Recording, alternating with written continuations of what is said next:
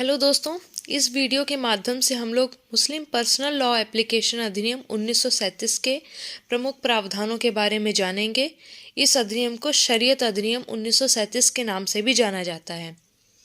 इस अधिनियम को लाए जाने का कारण ये था कि जब भारत में ब्रिटिश सरकार के द्वारा जो है उच्च न्यायालय की और न्यायालयों की स्थापना की गई, तो तब उस समय उनको नहीं पता था कि हिंदू के लिए उन्हें अलग विधि बनाने की आवश्यकता होगी, मुस्लिम के लिए अलग विधि। क्योंकि जब उनके पर्सनल मैटर्स आते थे जो उनके रिलीजियस बैकग्राउंड के आधार पर ही जिन मामलों को हमें देखना होता था, और उन पर हम हिंदू के ऊपर हम मुसलमानों की विधि लागू नहीं कर सकते थे, मुसलमानों के ऊपर हम हिंदू की विधि लागू नहीं कर सकते थे। तब जो है अंग्रेजों को ये महसूस हुआ कि हमें जो है ऐसे कानून की आवश्यकता होगी जो उनके पर्सनल कानून हो, जो उनके धार्मिक ग्रंथों के अनुसार ही हो। इसीलिए उन्होंने हिंदुओं के लिए अलग हिंदू विधि और मुसलमानों के लिए उनकी अपनी पर्सनल शरीयत लॉ के हिसाब से मुस्लिम पर्सनल लॉ एप्लीकेशन अधिनियम 1937 बनाया। तो वैयक्तिक मामले केवल मुस्लिम विधि द्वारा ही प्रशासित हों, ये इसका मुख्य उद्देश्य है इस अधिनियम का। तो इसके लिए अन्य अधिनियम के होने के बावजूद हम थोड़ा इतिहास के बारे में एक बार फिर से बता रहे हैं कि भारत के मुस्लिम जनों पर इस प्रश्न को लेकर कुछ शंकाएं थीं उनके वैयक्तिक मामलों पर, क्योंकि जो अंग्रेज या आंग्ल अदालतें थीं वो कुछ संपरिवर्तित मुसलमानों के उत्तराधिकारों के मामले में कुछ प्रथाएं लागू कर दिया करती थीं, यानी हिंदुओं की प्रथाएं लागू कर दिया करती थी उनके मामलों में। और इस प्रकार मुस्लिम व्यक्तियों पर गैर मुस्लिम प्रथाओं का लागू किया जाना आपत्तिजनक माना गया। तो जब ये प्रथाएं जो हिंदुओं की थी या अन्य धर्म को फॉलो करने वाले लोगों की थी, और जब वो मुसलमानों पर लागू कर दी जाती थी तो मुसलमानों में असंतोष होना स्वाभाविक था। तो इससे जो है मुस्लिम विधि के दूषित हो जाने की संभावना भी थी। तो ब्रिटिश शासन प्रणाली की नीति को पुनर्स्थापित करने के लिए केंद्रीय विधानमंडल ने 7 अक्टूबर 1937 को मुस्लिम वैयक्तिक शरीयत प्रयोग अधिनियम 1937 पारित किया, जो समस्त भारत के मुसलमानों पर लागू होता है। इस अधिनियम में केवल 6 धाराएं हैं तथा इसके प्रावधान ऐसे रीति रिवाजों को रद्द करते हैं जो इस अधिनियम के विरुद्ध पड़ते हैं। यह अधिनियम जो है प्रत्येक संप्रदाय के मुसलमानों पर समान रूप से लागू होता है। अधिनियम के प्रावधान कृषि भूमि, वसीयत द्वारा उत्तराधिकार तथा वक्फ के अतिरिक्त अन्य खैरात छोड़कर सभी प्रकार की संपत्तियों के मामलों पर लागू होते हैं। उक्त अधिनियम की जो धारा 1 है वो अधिनियम के संक्षिप्त परिचय और विस्तार के बारे में, संक्षिप्त नाम के बारे में बताती है, और ये अधिनियम किस स्थिति से लागू हुआ है उस स्थिति के बारे में बताती है।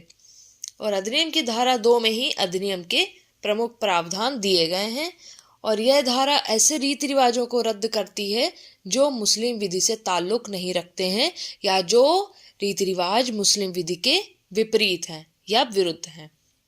ऐसे सभी रीति रिवाजों का पालन करने वालों को उक्त अधिनियम शरीयत के प्रावधानों को मानने के लिए बाध्य करता है। इस धारा के अनुसार 10 विषय जिनमें वाद के पक्षकारों के ऊपर यदि वे मुसलमान हो तो मुस्लिम विधि लागू होगी, और ये 10 विषय निम्नलिखित हैं। पहला है इच्छा पत्रहीन उत्तराधिकार। दूसरा विषय है स्त्रियों की मुख्य संपत्ति जिसमें कि उनकी व्यक्तिगत उत्तराधिकार द्वारा दान तथा संविदा द्वारा प्राप्त संपत्ति भी शामिल है। तीसरा विषय है विवाह। चौथा विषय है विवाह विच्छेद। इसके अंतर्गत तलाक, इला, जिहार, लियन, खुला और मुबारक आते हैं। पांचवा है निर्वाह वृत्ति। छठा है मेहर। सातवां है अभिभावकता। आठवां है हिबा। नौवां है न्यास तथा न्यास संपत्ति। 10वां है वक्फ।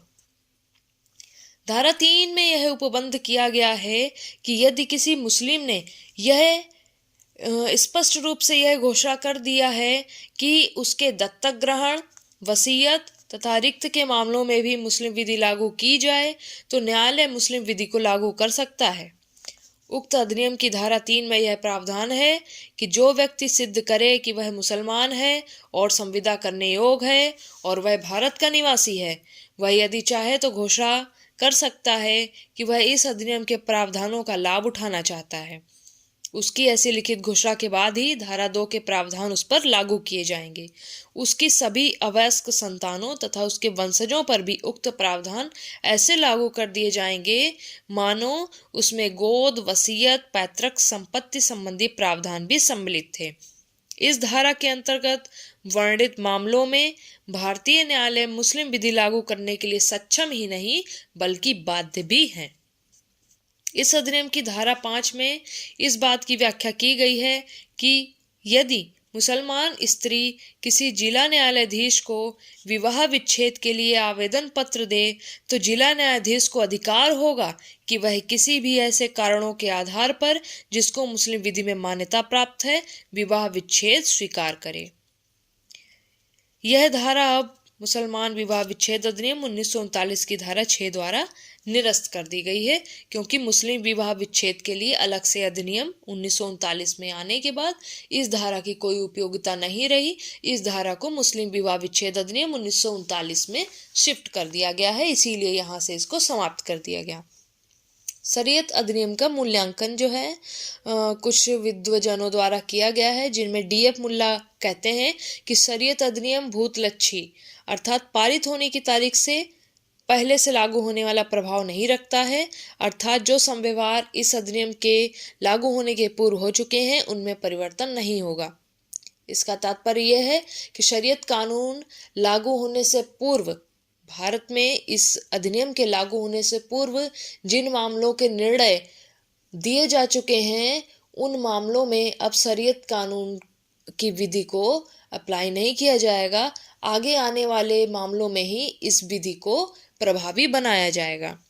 लाहौर उच्च न्यायालय ने अपना मत प्रकट किया है कि शरीयत अधिनियम 1937 भूतकालीन प्रभाव नहीं रखता है।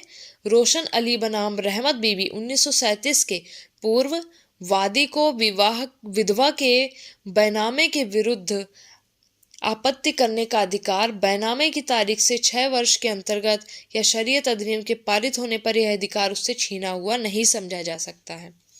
पेशावर के जुडिशियल कमिश्नर ने निर्णय दिया है कि इस अधिनियम के पारित होने के बाद उत्तराधिकार के सभी प्रश्न पक्षकारों के बीच मुस्लिम कानून के अनुसार तय किए जाएंगे, न कि रीति रिवाजों के अनुसार तय किए जाएंगे, चाहे उत्तराधिकार अधिनियम पारित होने के पहले प्रकाश में आया हो या बाद में।